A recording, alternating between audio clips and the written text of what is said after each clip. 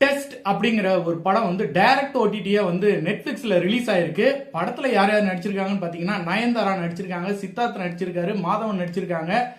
படம் வந்து பாத்தீங்க அப்படின்னா டைரக்டா வந்து நெட்ஃபிளிக்ஸ்ல வந்து ரிலீஸ் பண்ணியிருக்காங்க. விஷயம் என்ன, படத்தோட கதை என்ன அப்படின்னு பாத்தீங்க அப்படின்னா, சித்தார்த் வந்து ஒரு டெஸ்ட் பிளேயரா, கிரிக்கெட் பிளேயரா வந்து அதுல வந்து இருக்காரு. இந்த பக்கம் பாத்தீங்க அப்படின்னா மாதவன் அவர்கள் வந்து பாத்தீங்கன்னா என்னவா இருக்காருன்னா ஒரு சயின்டிஸ்டா இருக்காரு. அதாவது கடல்ல இருந்து உப்பு தண்ணியில இருந்து பெட்ரோல் எடுக்கிற மாதிரி ஒரு சயின்டிஸ்டா இருக்காரு. ஆனா அது வந்து தன்னோட மனைவியா இருக்கிற நயன்தாராவுக்கு வந்து தெரியாது. மனைவியா இருக்க நயன்தாரா வந்து பாத்தீங்கன்னா ஒரு டீச்சரா இருக்காங்க. இந்த டீச்சர் நயன்தாராவுடைய ஸ்கூல்மேட் வந்து பாத்தீங்கன்னா சித்தார்த் வந்து ஒரு கட்டத்துல வந்து பாத்தீங்கன்னா ஒழுங்கா விளையாடல, அதனால வந்து ஒரு ரிட்டையர்மெண்ட் வாங்கிக்கோங்க அப்படின்னு சொல்றாங்க.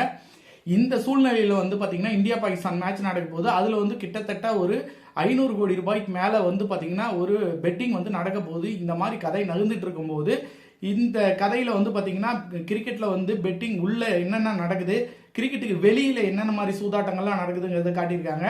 படம் ஆரம்பிச்சு அரை மணி நேரம் 3/4 மணி நேரம் கிட்டத்தட்ட ஒரு 45 நிமிஷம் ஒண்ணுமே இல்லைங்க. எல்லாத்த பத்தி இன்ட்ரோவே காட்டுறாங்க. அதுக்கப்புறம் தான் வந்து கதையே நகருது.